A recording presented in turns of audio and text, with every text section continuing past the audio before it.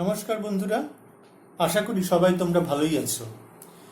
আজকে আমরা আলোচনা করব সূচকের নিয়মাবলী বা লজ অফ ইন্ডিসেস নিয়ে। সূচক সম্বন্ধে কিন্তু তোমরা আগেও বেশ কিছু জিনিস জেনেছো, সপ্তম শ্রেণীতে এবং অষ্টম শ্রেণীতে। তো নবম শ্রেণীতে কিন্তু আমরা সূচক সম্বন্ধে আরো অনেক বেশি কিছু জানব। তো সরাসরি চলে আসি অঙ্কে। আমরা বোর্ডে প্রথমে একটি সংখ্যা লিখছি এক্স। এটি যে কোনো বাস্তব সংখ্যা, যে কোনো বাস্তব সংখ্যা,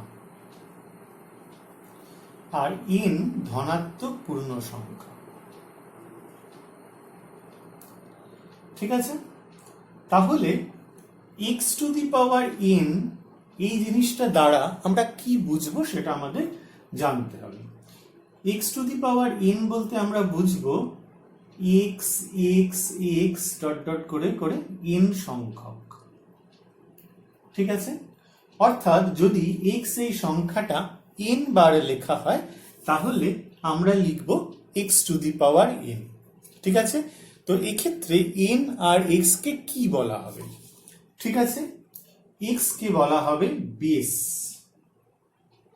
বা নিধান। ঠিক আছে, আর এন কে বলা হবে সূচক বা ইন্ডেক্স। ঠিক আছে, এটাকে বলা হবে সূচক বা ইন্ডেক্স বা ঘাত, যেটা তোমরা বলো না কেন। আর এক্স কে বলা হবে বেস বা নিধান। তাহলে যদি আমরা এক্স এর স্কোয়ার বলি তাহলে সেটা কিরকম হবে? এক্স ইন্টু এক্স, দুবার এক্স। যদি মনে করো টু টু স্কোয়ার লিখি তাহলে কি হবে? 2 ইন্টু 2। ঠিক আছে, দুবার। 2 টু দি পাওয়ার 3 বলতে আমরা কি লিখবো? 2 ইন্টু 2 ইন্টু 2। তাহলে কত হচ্ছে? 2 দুগুণী 4, 4 দুগুণী 8। এখানে কত হবে? 2 দুগুণী 4। যদি 3 কিউব বলে তার মানে আমরা কি বুঝবো? 3 ইন্টু 3 ইন্টু 3, মানে মাথায় 3 কবার? 3 বার। তাহলে এটা কত হয়ে যাবে? গুণ করে 27। তাহলে 3 কিউব মানে হচ্ছে 27। 4 টু দি পাওয়ার 4 মানে আমরা বুঝবো 4 বার 4। ঠিক আছে, এভাবে যদি 5 টু দি পাওয়ার 6 হয় তাহলে আমরা বুঝবো 5 কতবার রয়েছে? 6 বার রয়েছে। ঠিক আছে, এরকম এইটাই হচ্ছে আমাদের মূলত সূচকের ধারণা। আমরা এক্সটাকে বলবো হচ্ছে বেস বা নিধান, আর এনটাকে বলবো হচ্ছে সূচক বা ইন্ডেক্স। এখানে আমরা লিখেছি এক্স যে কোনো বাস্তব সংখ্যা এবং এম এবং এন যে কোনো ধনাত্মক পূর্ণ সংখ্যা হলে x to the power m into x to the power n is equal to x to the power m plus n হয়। যেমন মনে করো যদি আমরা x square into x cube করি, দেখো দুটোরই কিন্তু বেস হচ্ছে এক্স, তাহলে এই যে ওদের ঘাত বা পাওয়ার এটা কিন্তু কি হয়ে যাবে? যোগ হয়ে যাবে। তাহলে এক্স টু দি পাওয়ার 5 হবে। যদি মনে করো 3 to the power 7 into 3 to the power 8, তাহলে কি হয়ে যাবে? 3 টু দি পাওয়ার 7 প্লাস 8, এই পাওয়ারটা কিন্তু যোগ হয়ে যাবে। তাহলে 3 টু দি পাওয়ার 15 হবে। যদি মনে করো 2 to the power 6 into 2 to the power 9, তাহলে আমাদের বেসটা যেহেতু সমান আছে তাহলে পাওয়ার দুটো কি হয়ে যাবে? যোগ হয়ে যাবে। তাহলে এটা হয়ে যাবে 2 টু দি পাওয়ার 15। এইরকম। তাহলে এই যে সূত্রটাকে বলা হয়, এই যে সূত্রটা আমরা লিখলাম, সেই সূত্রটাই হচ্ছে আমাদের সূচকের প্রথম সূত্র, বা এটাকে আমরা বলবো ফান্ডামেন্টাল ল অফ ইন্ডিসেস, মানে হচ্ছে সূচকের মূল সূত্র হিসাবে আমরা এটাকে বলবো, সূচকের মূল সূত্র বলবো। তাহলে এটা কিরকম বিষয়টা একটু জেনে নিই। আচ্ছা, x to the power m into x to the power n মানে কি? X to the power m মানে এক্স কতবার আছে বলতো? ডট ডট করে এম বার। ঠিক আছে, পরিষ্কার করে লিখলাম, সংখ্যক না লিখে বার লিখলাম। এখানে x to the power N তাহলে কতবার আছে? এক্স কতবার আছে? ডট ডট করে এন বার। তাহলে তাকে ভালো করে বোঝার চেষ্টা করো, এখানে হচ্ছে এম বার, তাহলে এখানে হচ্ছে এন বার। তাহলে যদি আমি ডট ডট ডট ডট করে লিখি তাহলে কত হবে? এম প্লাস এন বার। ঠিক আছে, আমি একটু বোঝার চেষ্টা করেছি, মানে 2 2 2। আচ্ছা, ইন্টু 2 2 2 2, তাহলে এটা 2 কতবার? 3 বার। আর এটা কতবার? 4 বার। তাহলে মোট কবার আছে? 4 আর 3 7 বার আছে না? তাহলে এটা হচ্ছে মোট 7 বার। তাহলে এইটাও সেরকম ভাবে এখানে হচ্ছে এম বার আর এখানে এন বার, তাহলে এটা হচ্ছে m প্লাস n বার। তাহলে যদি এক্সটা m প্লাস n বার হয় তাহলে এটা নিশ্চয়ই এটা এরকম হবে x to the power m plus, যেভাবে আমরা লিখেছিলাম সূচক যেভাবে লেখা হয় সেটা। তাহলে দেখো এটা আমরা প্রমাণ করতে পারলাম। তাহলে এটাই হচ্ছে সূচকের মূল সূত্র। এটার সাহায্যে কিন্তু আমরা বাকি প্রমাণগুলো বা যা বাকি যে সূত্রগুলো সব আসবে সেগুলো কিন্তু আমরা প্রমাণ করতে পারবো। আমরা পরবর্তী সূত্র লিখেছি, দেখো x শূন্য ছাড়া যে কোনো বাস্তব সংখ্যা এবং m এবং n ধনাত্মক পূর্ণ সংখ্যা হলে x to the power m by x to the power n equal to x to the power m minus n হবে। এরকম বলি, দেখো মনে করো 2 টু দি পাওয়ার, একটা এক্সাম্পল নিই, x to the power 5 by x to the power 3। তাহলে আমরা কিভাবে লিখবো, x টু দি পাওয়ার, এটা হচ্ছে m, এটা হচ্ছে n, তাহলে এটা হয়ে গেল x স্কোয়ার। যদি মনে করো এরকম থাকে 2 to the power 7 by 2 to the power 3, তাহলে কত হবে, বেস দেখো সমান, এখানে বেস সমান ছিল, এখানে বেস সমান, তাহলে কি হবে 7 মাইনাস 3 হবে, তাহলে 2 টু দি পাওয়ার 4, তাহলে 16 হয়ে যাবে। মনে করো 3 to the power 9 by 3 to the power 6, এখানে 3 আর 3 বেস সমান, তাহলে 3 টু দি পাওয়ার 9 মাইনাস 6 হবে, মানে 3 to the power 3 is equal two 27 হবে। তাহলে আমরা বুঝতে পেরেছি সূত্রটা। কিভাবে সেটাকে হবে, x to the power m by x to the power n, কিরকম x to the power m by x to the power n, তাহলে এটা কিরকম x x x dot dot করে কত m সংখ্যক, ঠিক আছে, আর x ডট ডট করে করে n সংখ্যক।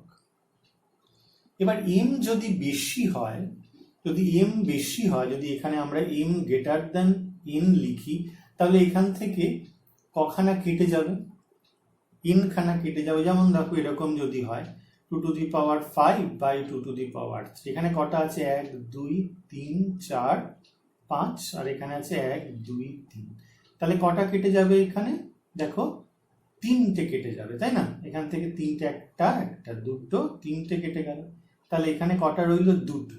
তাহলে এখানেও তাই, যদি m গ্রেটার দ্যান n হয় তাহলে এখান থেকে কেটে যাবে, তাহলে কটা পড়ে থাকবে বলো তো, ডট ডট করে করে nটা কেটে গেলে m মাইনাস n বার বা n সংখ্যক হয়ে যাবে, তাহলে এখান থেকে হয়ে যাবে n into m minus n।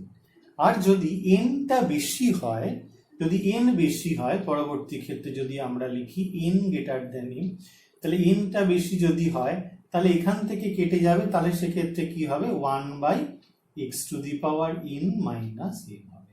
দেখো তাহলে কিন্তু এখানটা বেশি, মানে যেমন ধরো 2 টু দি পাওয়ার, মনে করো 2 to the power 3 by 2 to the power 8, তাহলে এখানে 3টে আছে 5টা, তাহলে কটা কেটে যাবে, 3টে কেটে যাবে, 8টা আছে 3টে কেটে যাবে, তাহলে এখানে 2 টু দি পাওয়ার 5 পড়ে যাবে, তাহলে কিরকম দাঁড়ালো 1 by 2 to the power 8 minus 3 হলো, তাহলে এটা কি হলো n মাইনাস m হলো। তাই এটা হয়েছে যখন n গ্রেটার দ্যান m হবে।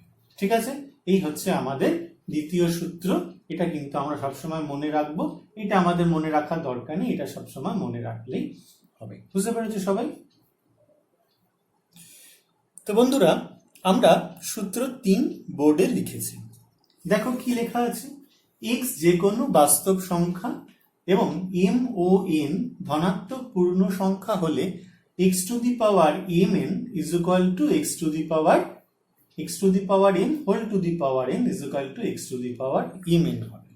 এক্সাম্পল দিয়ে বুঝাচ্ছি, মনে করো x to the power 3 whole to the power 2, তাহলে কত হবে, এটা গুণ করলে 3 দুগুণে 6 হয়ে যাবে।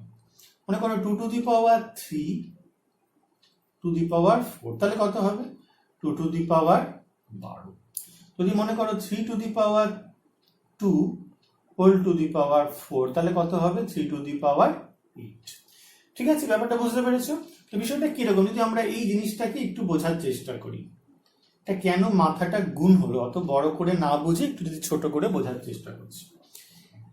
এটার মানে কি বলতো, এক্স কিউব কবার আছে, দুবার, এক্স কিউব, তাহলে মাথায় বেস সমান হলে পাওয়ার কি হয়ে যাবে, যোগ হয়ে যাবে, তাহলে এক্স টু দি পাওয়ার 6।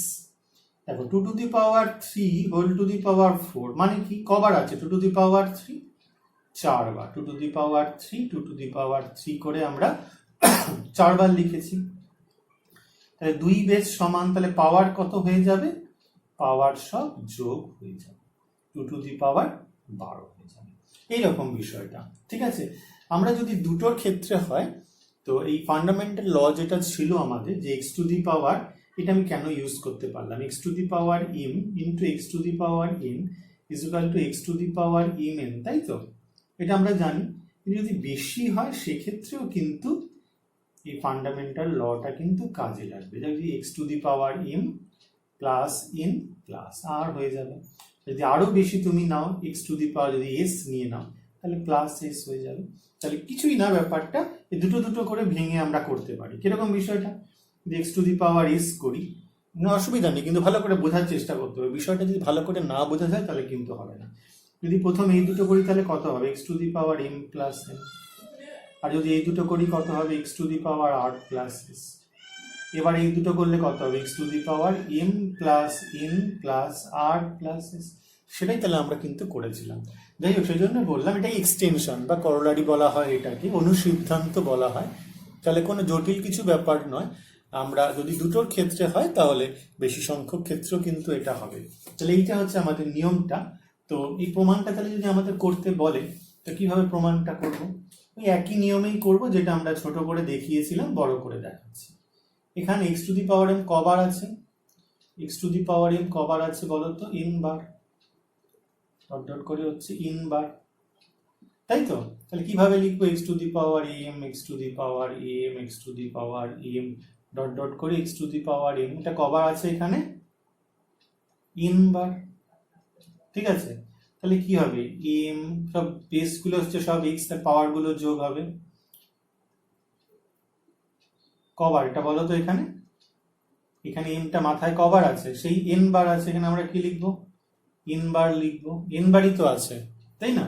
এখানে যদি সব যুক্ত হয়, এটা কবার আছে, x করে কতবার, n বার। তাহলে মাথার পাওয়ার গুলো যুক্ত হবে n বার। তাহলে কত হয়ে যাবে, x⁴m ইনটু n, ঠিক আছে। যেমন 2² কতবার, 3 বার। 2² হচ্ছে 2 ইন্টু 3, 2⁶ হয়ে যাবে। এইটা হচ্ছে আমাদের প্রমাণ। খুব সহজ, আমরা এটা সূত্র 3 কিন্তু প্রমাণ করতে পারলাম। বুঝতে পেরেছো সবাই? বন্ধুরা, সূত্র 4 কিন্তু আমরা বোর্ডে লিখেছি। কি লিখলাম, x এবং y যে কোনো বাস্তব সংখ্যা, x এবং y কে যে কোনো বাস্তব সংখ্যা নিলাম এবং n একটি ধনাত্মক পূর্ণ সংখ্যা নিয়েছি। তাহলে আমাদের কি সূত্রটা, xy whole to the power m is equal to x⁴m into y⁴m হবে। আমরা এই সূত্রগুলো লিখছি, এই সূত্রগুলোর প্রমাণও করছি, তার সঙ্গে সঙ্গে আমরা ছোট ছোট অঙ্ক দিয়েও ব্যাপারটাকে বোঝাচ্ছি। আজকের ভিডিওতে আমরা কিন্তু শুধু থিওরি পার্ট নিয়ে মোটামুটি আলোচনা করব। তো ভালো করে বিষয়টা না বুঝলে কিন্তু অঙ্ক করে লাভ নেই। অঙ্ক কিন্তু খুব সহজ, খুব তাড়াতাড়ি ঝটপট করে সব অঙ্ক হয়ে যাবে, কিন্তু বিষয়টা একটু না জেনে থাকলে, যে কেন আমরা সূচকের এই সূত্রগুলো ব্যবহার করছি সেটা যদি আমরা না জানি, তাহলে শুধু শুধু তো অঙ্ক করে কোনো লাভ নেই। তো এটা কিন্তু বুঝতে হবে, ভালো করে এটা বোঝার চেষ্টা করো। আমি খুব ধীরে ধীরেই বলছি। আমরা একটা সূত্র, একটা এক্সাম্পল নিচ্ছি। মনে করো 2 × 3 হোল টু দি পাওয়ার 4। এখানে কিন্তু এক্স ওয়াই কিন্তু আলাদা, x × y whole to the power 4। তাহলে এখানে হয়ে যাবে 2 to the power 4 × 3 to the power 4 হয়ে যাবে, ঠিক আছে। এরকম আর কি, এই 2 এর সঙ্গে 4 গুণ হবে, 2 টু দি পাওয়ার 4 হবে, 3 টু দি পাওয়ার 4 হবে। যদি 5 × 6 এর হোল স্কোয়ার হয়ে যায়, তাহলে কত হবে, 5² × 6²। যদি 3 × 4, একটু যদি বেশি নিয়ে আরেকটা যদি 3টে হয়ে যায়, যদি মনে করো 4 হয়ে যায়, তাহলে 3 টু দি পাওয়ার 4 হবে, 4 টু দি পাওয়ার 4 হবে, 3 টু দি পাওয়ার 4 হবে। এটা কিন্তু এক্সটেনশন করে দিলাম। চারটের ক্ষেত্র যদি এরকম হয়, যদি চারটের ক্ষেত্র যদি এরকম থাকে, তাহলে 2 টু দি পাওয়ার 3, 3 মাথায় 3 to the power 3, 5 to the power 3, 6 to the power 3 হবে। এইরকম আর কি, এটা কিন্তু আমাদের এক্সাম্পল দিয়ে বোঝালাম।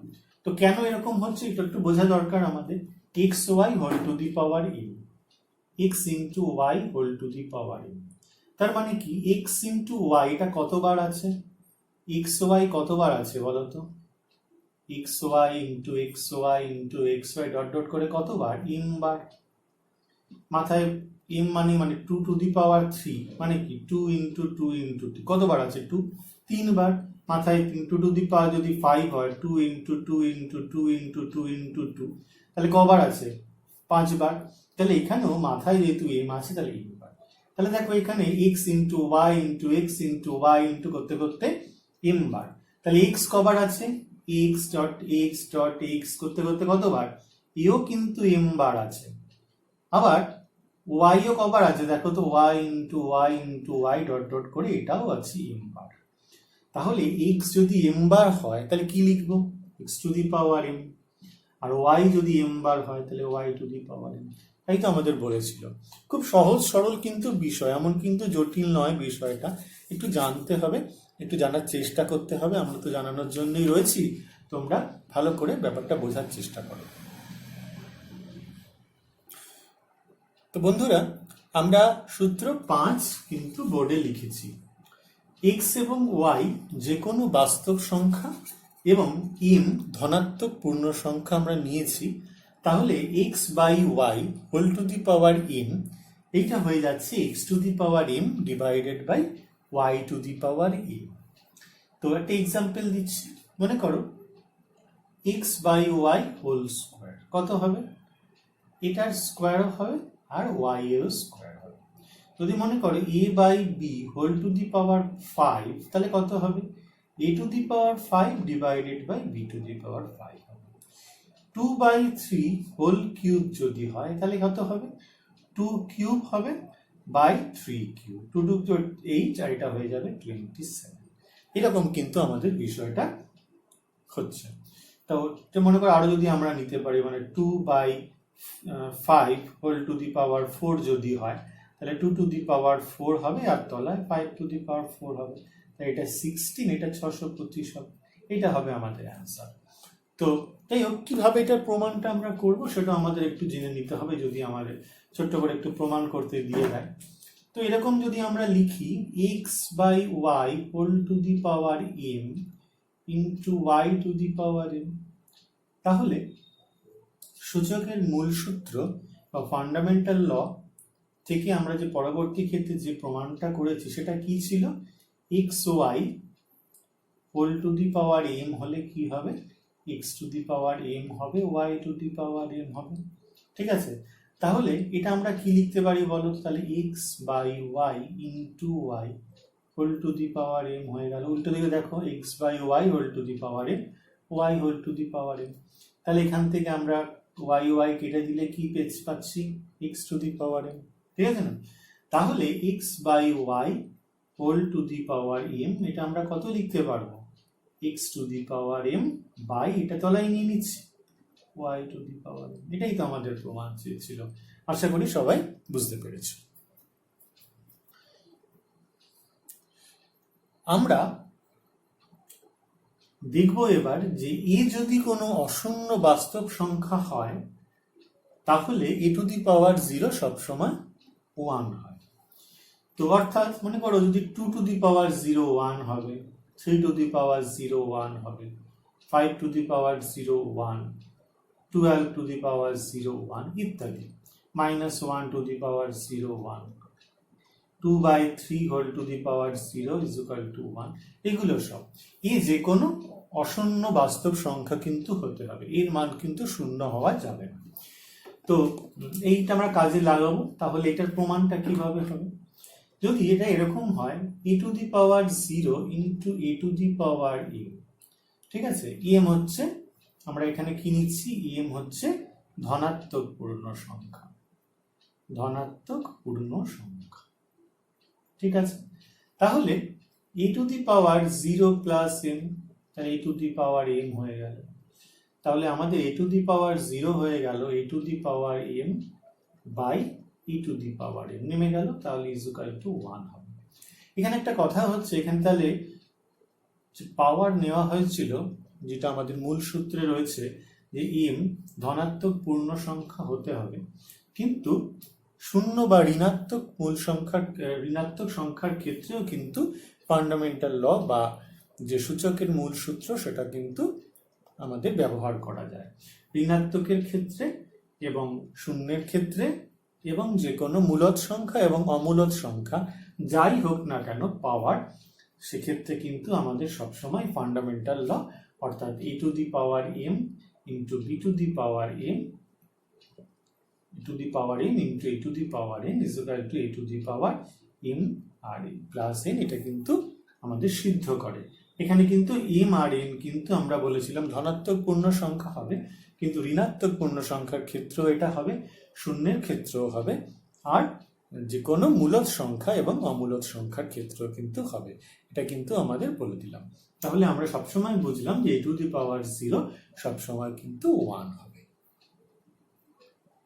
এবার আমরা খুব একটা ইম্পর্টেন্ট জিনিস শিখব সেটা হচ্ছে মূল বা রুট আমরা বোর্ডে লিখেছি a এবং x দুটি বাস্তব সংখ্যা a এবং x দুটি বাস্তব সংখ্যা এবং n একটি ধনাত্মক পূর্ণ সংখ্যা ঠিক আছে a এবং x হচ্ছে রিয়েল নাম্বারস এবং n হচ্ছে একটি ধনাত্মক পূর্ণ সংখ্যা পজিটিভ ইন্টিজার্স যারা a two the power n is equal to x এই সমীকরণ দ্বারা সংজ্ঞায়িত অর্থাৎ এই সমীকরণকে এরা মেনে চলে a two the power n is equal to x এই সমীকরণকে তারা মেনে চলে যেমন আমি একটা एग्जांपल দিতে পারি মনে করো 2 square is equal two 4 3 cube is equal two 27 2 to the power 4 is equal two 16 এরকম বিষয়টা যাই হোক এক্ষেত্রে a কে বলা হবে x এর একটি মূল ঠিক আছে a কে বলা হবে x এর মূল এবং সেটাকে কি করে লেখা হবে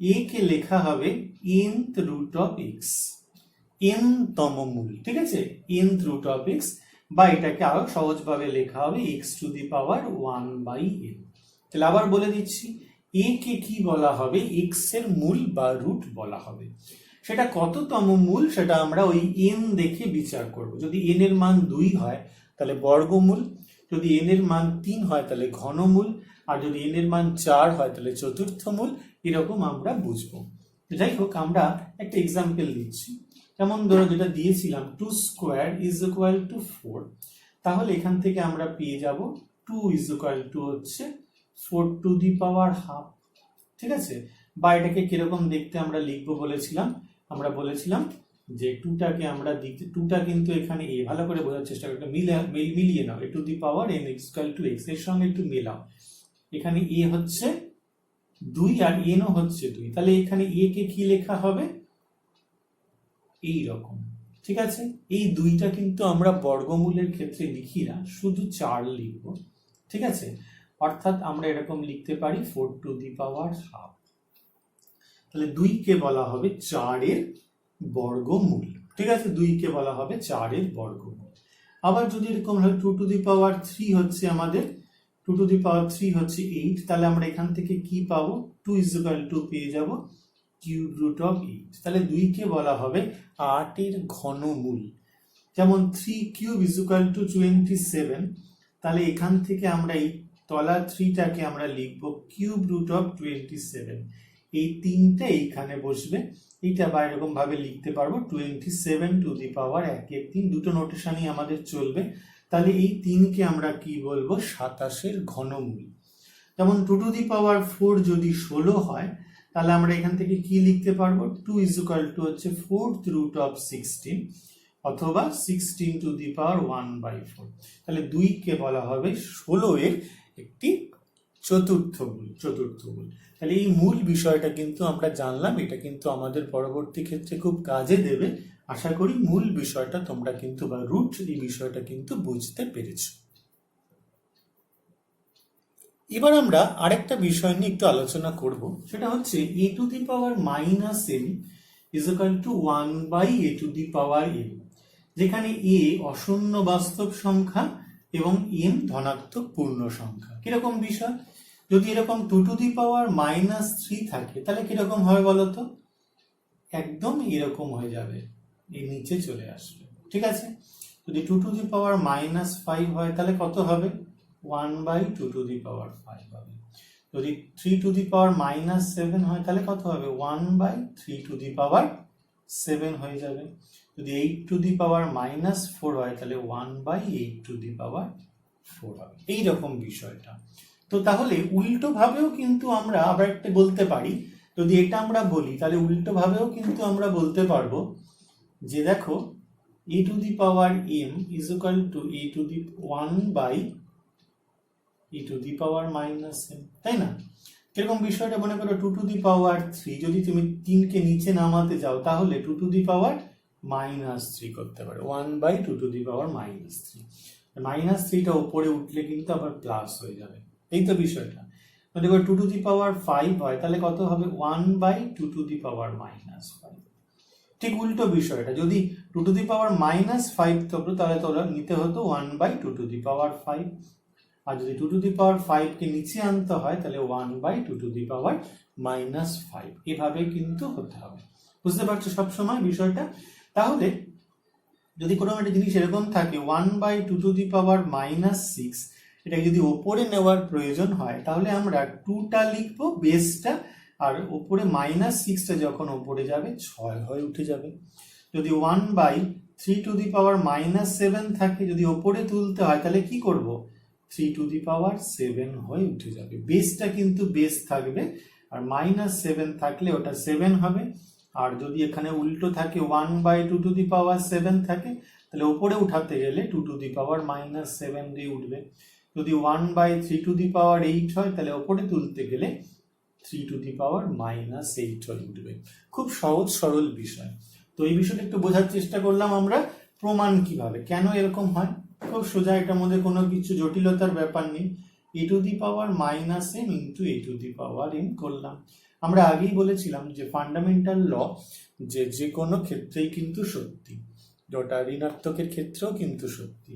তাহলে যদি m ধনাত্মক পূর্ণ সংখ্যা হয় তাহলে এটা ঋণাত্মক পূর্ণ সংখ্যা হবে। যদি mটা মনে করো 2 হয় তাহলে -m -2 হবে। তাহলে এরকম কিরকম হতে হবে -2 into a two the power 2। তাহলে বেস সমান হলে পাওয়ারটা কত হয়ে যাবে, যোগ হবে। ঠিক আছে, তাহলে এই ক্ষেত্রেও তাই হচ্ছে, e two the power -2 plus 2 হয়ে যাচ্ছে, তাহলে e টু দি পাওয়ার 0 হয়ে যাচ্ছে, এখানেও e টু দি পাওয়ার 0 হচ্ছে। e টু দি পাওয়ার 0 মানে 1, e টু দি পাওয়ার 0 1, তাহলে এটা জিনিসটার মান 1। তাহলে আমরা এখান থেকে কত বলতে পারবো, e two the power -m কত বলবো, এটাকে নিচে নামিয়ে দিলাম 1/a two the power m। তাহলে e টু দি পাওয়ার -2 মানে কি, উল্টো 1/a টু দি পাওয়ার 2 হয়ে গেল। আবার যদি উল্টো ভাবে a two the power m কে আমরা এখানে রেখে দিতে চাই তাহলে এটাকে নামাবো, তাহলে 1/a two the power -m হবে। আর যদি এখান থেকে আমরা a স্কোয়ার কে রেখে দিতে চাই তাহলে এইটাকে নামাবো, তাহলে 1/a টু দি পাওয়ার -, একদম সহজ সরল প্রমাণ, কোনো জটিলতা নেই। তো একটা আমরা প্রমাণ এভাবে দেখালাম, আরেকটা দেখালাম এক্সাম্পলের মাধ্যমে। যদি আমাদের ওই মূল বিষয়টা যদি ভুলে যাও তোমরা, যে এম এন দিয়ে যদি ব্যাপারটাকে মনে হয় খুব জটিল হয়ে যাচ্ছে, বুঝতে পারছো না, তাহলে আমরা এক্সাম্পলটা দিয়েও বুঝিয়ে দিলাম, তোমরা আশা করি এক্সাম্পলটাও মনে রাখতে পারবে। বন্ধুরা, এবার আমরা আরেকটা ইম্পর্টেন্ট জিনিস নিয়ে আলোচনা করছি, সেটা হচ্ছে a two the power p/q। a two the power p/q এই জিনিসটা কি? এই জিনিসটা হচ্ছে a টু দি পাওয়ার, এই জিনিসটা হচ্ছে a two the power p এর q-তম মূল। এই জিনিসটার মানে হচ্ছে a two the power p এর q-তম মূল। আসলে একটু জটিল মনে হচ্ছে তোমাদের বিষয়টা, যাই হোক আমরা একটুখানি বোঝার চেষ্টা করি। যেমন মনে করো 2 টু দি পাওয়ার 3/4, এটাকে আমরা কিভাবে লিখবো, 2 to the power 3 whole to the power 1/4। ঠিক আছে, তাহলে এই পাওয়ার হলে কত হয় বলতো, 1/4 যদি মাথায় থাকে তাহলে কত হয়ে যায়, আমরা লিখেছিলাম এরকম হয়। ঠিক আছে, তাহলে এই জিনিসটা মানে হচ্ছে 2 টু দি পাওয়ার 3 এর চতুর্থ মূল, মানে 8 এর চতুর্থ মূল হচ্ছে এইটা। তোমার মনে করো এরকম আছে 3 টু দি পাওয়ার 4/3, এটা কিরকম দেখতে, এটা লিখছি আমরা 3 to the power 4 whole to the power 1/3, এই তো লেখা যায় নিয়ম অনুযায়ী, বা উপর আর নিচে গুণ হয়, mn গুণ হয়। ঠিক আছে, তাহলে এটাকে আমরা কি লিখতে পারবো, 81 টু দি পাওয়ার 1/3, মানে কিউব রুট অফ 81। তাহলে এই জিনিসটা হচ্ছে 81 ঘনমূল। মানে যদি এত কিছু না করে যদি আমরা এখানটা থেকে সরাসরি এরকম লিখি তাহলে একটু বেটার হবে বুঝতে, এইরকম। তাহলে এই জিনিসটা হচ্ছে 3⁴ এর ঘনমূল। তাহলে দেখো এই জিনিসটা মানে হচ্ছে a⁴p এর কিউতম মূল। এটা কিভাবে লেখা হয়েছে, দেখো এখানে লেখা হয়েছে এটা হচ্ছে 2⁵ এর চতুর্থ মূল। তলায় দেখো 4, তাহলে চতুর্থ মূল, তাহলে এটা হচ্ছে 3, তাহলে হচ্ছে ঘনমূল, তাহলে কিউ হলে কিউতম মূল। কার কিউতম মূল? a⁴p এর কিউতম মূল হচ্ছে এইটা। তাহলে এটাকে আমরা কি করে বুঝবো, এটা একটুখানি আমাদের খুব ইম্পর্টেন্ট জানা।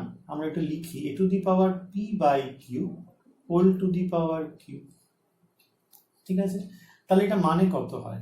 এটা হয়ে যাচ্ছে আমাদের নিয়ম অনুযায়ী যদি গুণ করি তাহলে a⁴p/q ইন্টু কিউ। এখন তো নিয়ম শিখেই গেছি, তাহলে অযথা আর আমরা ওই n-তম ডট ডট করে করে যে কিউতম পদ অব্দি দরকার নেই, এভাবে লিখছি।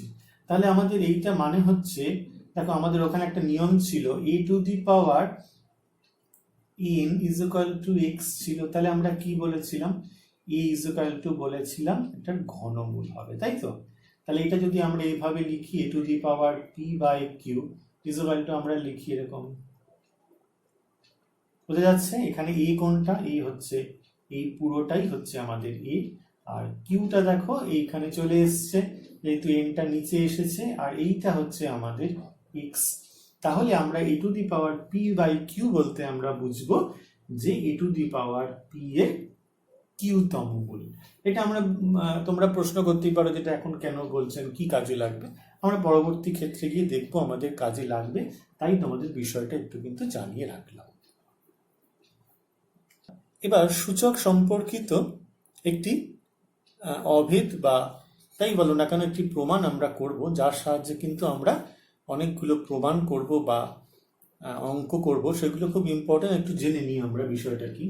x, m, n তিনটি বাস্তব সংখ্যা এবং x⁴m x⁴n যদি হয় তাহলে m n হবে, অর্থাৎ x⁴n x⁴n হলে এটা খুব অবভিয়াসলি দেখো বিষয়টা খুব সহজ। যে এখানে আরেকটা জিনিস জানতে হবে, x এর মান 0 হবে না, 1 হবে না, -1 হবে না এবং +-∞ হবে না। তো বেস এখানে সমান, মানে 2⁵3 2⁴ এই দুটোই কখনো সমান হতে পারে? এটা কখনোই কিন্তু সমান হতে পারে না। যদি সমান হতে হয় তাহলে কি হতে হবে? দুটোই কিন্তু 3 হতে হবে, অথবা দুটোকেই কিন্তু 4 হতে হবে, তাই না? অর্থাৎ তাহলে দেখো এই মাথার দুটো জিনিস কিন্তু আমাদের সমান হয়ে গেল, তাই m আর n সমান হয়ে যাচ্ছে। আবার দেখো 3⁵5 আর 3⁵6 এরা কি কখনো সমান হবে? না, এরা কিন্তু কখনো সমান নয়। তাহলে এখানে কিন্তু দেখো সমান হতে হবে, তবেই কিন্তু বেস সমান হতে হবে, পুরো জিনিসটাও সমান হতে হবে, তাহলে কিন্তু পাওয়ার দুটো কিন্তু সমান হবে। এখানে কিন্তু হচ্ছে না। তাহলে যদি সমান হতেই হয় তাহলে অবশ্যই হয় দুটোকে 5 করতে হবে অথবা দুটোকে 6 করতে হবে, তবে এই মাথা দুটো সমান হবে। এটাই কিন্তু আমাদের এখানে বলতে চেয়েছে। যদি মনে করো কোথায় এসছে 2⁵x - 2 = 2⁵5, ঠিক আছে? তাহলে দেখো 2⁵5, তাহলে দেখো বেস দুটো সমান আছে, তাহলে কিন্তু পাওয়ার দুটো সমান হতেই হবে। তাহলে x - 2 = 5, তাহলে x = 7। তাহলে দেখো x এর মান 7 হলে এখানে কত হবে? 2⁵5 হবে, আর এখানে 2⁵5 আছে, এটা হতেই হবে। আবার যদি মনে করো 3⁵7 - 6 = 3⁵5 দিয়ে দিলে, তাহলে তুমি এখান থেকে কি বলতে পারবে? 7 - 6 = 5 হতেই হবে, তাহলে x এর মান এখান থেকে 2 হবে। দেখো x এর মান 2 বসালে 3⁵5, এখানেও 3⁵5। তাহলে পাওয়ার যদি সমান না হয় তাহলে দুদিকটা সমান হবে কি করে? এটাই কিন্তু আমাদের এই প্রমাণ বা অভেদ যাই বলো না কেন, প্রমাণ একদমই সহজ। x⁴m x⁴n যদি হয়, আর যেহেতু x এর মান 1 - 1 এগুলো যেন হবে না, যেহেতু হচ্ছে না, তাহলে আমরা এইভাবে লিখতেই পারি x⁴m/x⁴n = 1। আর যেহেতু x 0 নয় তাহলে এটা ভাগ করতেই পারি আমরা। আর তাহলে আমাদের নিয়ম অনুযায়ী এটা কি হবে বলো তো? x⁴m - n হবে, আমরা শিখেছি। সূচকের নিয়মে আমরা শিখেছি x to the power m minus n হয়, যেহেতু mn আমাদের এখানে বলাই হয়েছে ধনাত্মক পূর্ণ সংখ্যা। আর 1 মানে কি x টু দি পাওয়ার 0 লিখতে পারি, এটাও আমরা জানি 1 মানে x টু দি পাওয়ার 0। তাহলে আমাদের কি সম্ভব হবে? তাহলে এটা সমান হতে গেলে কি হতে হবে বলতো? m মাইনাস nটাকে 0 হতেই হবে, ঠিক আছে? তবেই তো বিষয়টা সমান হবে, না হলে তো কোনোদিন সমান হতে পারে না। তাহলে এখান থেকে m is equal two n হবে। এই জিনিসটা যদি সমান হতে হয়, কখন সমান হতে পারে? পাওয়ার দুটো যদি সমান না হয় তাহলে তো কখনো এটা সমান হবে না, তাই তো? এটা খুব অবভিয়াসলি ব্যাপার, আমাদের কোনো জটিলতা নেই। বীজ যদি সমান হয় তাহলে পাওয়ার সমান হতেই হবে, যদি এই দুদিকে দুটো জিনিস সমান হতে হয়। তাহলে এখানে m is equal two n হতেই হবে। এটা কিন্তু আমরা অনেক পরবর্তী ক্ষেত্রে অঙ্কে কাজে লাগাবো। তো আশা করি এটা বুঝতে পেরেছো। আমরা আমাদের এই অধ্যায়ের শেষ অংশে এসে পড়েছি। তো এখানে আমরা একটা রেজাল্ট লিখেছি, দেখো x y m তিনটি বাস্তব সংখ্যা এবং x to the power m is equal to y to the power m যদি হয়, তাহলে এই দুটো যদি সমান হতে হয় তাহলে x আর y কে সমান হতে হবে, অথবা এই পাওয়ারটাকে শূন্য হতে হবে। তো আমরা ব্যাপারটা বোঝার চেষ্টা করি। x to the power m is equal to y to the power যদি m দেওয়া থাকে, তাহলে আমরা লিখতে পারি x to the power m by y to the power m is equal to 1। যেহেতু x আর y শূন্য নয়, তাহলে আমরা লিখতে পারি। তাহলে এখান থেকে আমরা কি লিখতে পারলাম? x by y whole to the power m is equal to 1। এইবার সূচকের নিয়ম অনুযায়ী এবার একটা জিনিস ভালো করে খেয়াল করো, যে দেখো যদি মনে করো দুটো ঘটনা, এক নম্বর যদি m নট ইকুয়াল টু 0 হয়, যদি এটা শূন্য না হয়, তাহলে এটাকে 1 আনবার জন্য, যদি শূন্য না হয় 4 5 6 7 যা খুশি হোক না কেন, কিন্তু ডান দিকে রেজাল্টটাকে 1 আনবার জন্য কি করতে হবে? একটাই মাত্র উপায়, x by y is equal to 1 হতে হবে। x বাই y যদি 1 হয় তাহলে 1 টু দি পাওয়ার যা খুশি হোক না কেন 1 হবে। তাহলে এখান থেকে আমরা পেয়ে যাব x is equal to y। আর 2 নম্বর, যদি x not equal to y হয়, x আর y কিন্তু আলাদা, মনে করো 2 এর 3 এরকম, 2 এর 3 to the power n is equal to 1, 5 এর 6 to the power n is equal to 1, তাই না? তাহলে কিন্তু ডান দিকটাকে কিন্তু 1 আনতেই হবে। তাহলে কিন্তু একটাই রাস্তা আছে, সেটা হচ্ছে কি m এর মান 0। যদি m এর মান আমরা এখানে 0 বসিয়ে দিই, তাহলে এর ভিতরে যা খুশি হোক না কেন পাওয়ার কিন্তু 0 হলে এটা কিন্তু 1 হয়ে যাবে। তাহলে এই যে রেজাল্টটা করলাম, এটা কিন্তু ভীষণ ইম্পর্টেন্ট রেজাল্ট। যদি x to the power m is equal to y to the power m হয়, তাহলে কিন্তু দুটো ঘটনা, একটা হবে কি m 0 হয়ে যেতে পারে, অথবা x is equal to y হতে পারে। দুটোর মধ্যে কিন্তু একসঙ্গে কিন্তু হবে না, হয় x is equal to y হবে, অথবা m ইজ ইকুয়াল টু 0 হবে। যাই হোক, আমরা কিন্তু এই অধ্যায় শেষ করলাম এখানে। তো অনেক কিছু জটিল বিষয় আমরা কিন্তু আলোচনা করলাম, তোমরা আশা করি বুঝতে পেরেছো। আর আমাদের 7 বা 8 এর মতো কিন্তু এই সূচক কিন্তু নয়, যা সূচক তোমরা আগের শ্রেণীতে শিখেছ তার থেকে একটু জটিল হবেই তো, কারণ এটা নবম শ্রেণীর সূচকের অধ্যায়। এখানে কিন্তু অনেক কিছু প্রমাণ আছে, অনেক সমীকরণ সমাধান আছে, আরো কঠিন কঠিন ক্যালকুলেশন, জটিল জটিল ক্যালকুলেশন আছে। এটা তোমরা বুঝতেই পারছো, বলার অপেক্ষা রাখে না। যাই হোক, আমি পুরো বিষয়টাকে বোঝানোর চেষ্টা করলাম তোমাদের কাছে। তোমরা খাতায় লেখো, লিখে লিখে প্র্যাকটিস করো। শুধু শুধু ভিডিও দেখলে কিছু লাভ নেই, খাতায় লিখে প্র্যাকটিস করলেই কিন্তু বিষয়টা শেখা যাবে।